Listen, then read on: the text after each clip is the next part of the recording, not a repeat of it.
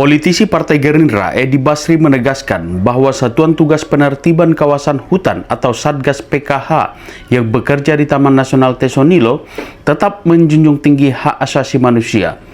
Pernyataan ini disampaikan untuk meluruskan berbagai tudingan yang menyudutkan Satgas, termasuk video viral yang menyebut adanya larangan belajar mengajar di kawasan tersebut. Keberadaan Satgas PKH adalah bentuk kepedulian terhadap aspirasi masyarakat Riau. Tidak benar ada pelarangan sekolah atau penggusuran sebelum tempat yang layak tersedia. Edi juga membantah isu ketidakkonsistenan terkait pengelolaan lahan TNTN. Ia menegaskan, seluruh kawasan tersebut akan dikembalikan sebagai hutan. Relokasi yang dilakukan bersifat manusiawi, tidak melanggar HAM, dan tidak akan memiskinkan warga. Sebagai Ketua HKTI Riau, Edi mengingatkan agar semua pihak tidak membuat framing negatif mengganggu tugas Satgas.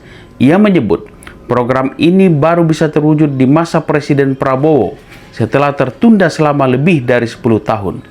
Ini kesempatan besar bagi Riau. Mari kita dukung agar tugas Satgas berjalan sesuai target, tegas Edi Basri.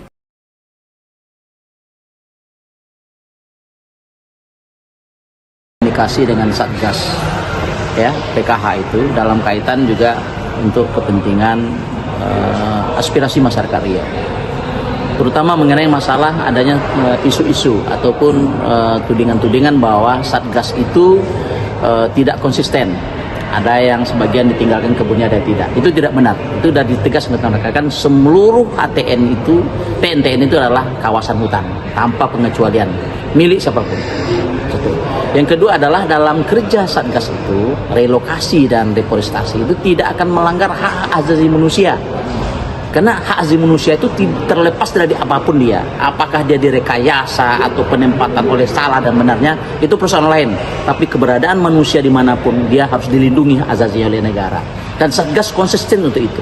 Jadi tidak akan ada penggusuran sebelum ada tempat penempatannya terhadap anak-anak sekolah.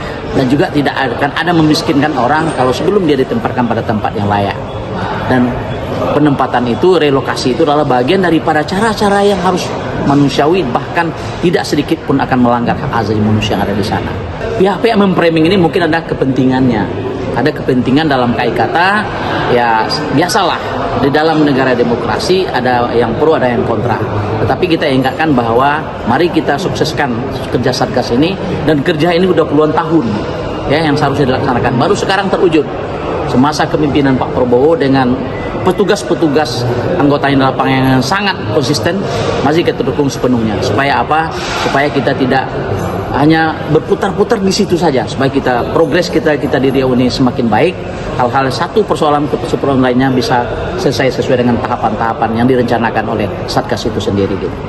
Download Tribun X sekarang, menghadirkan lokal menjadi Indonesia.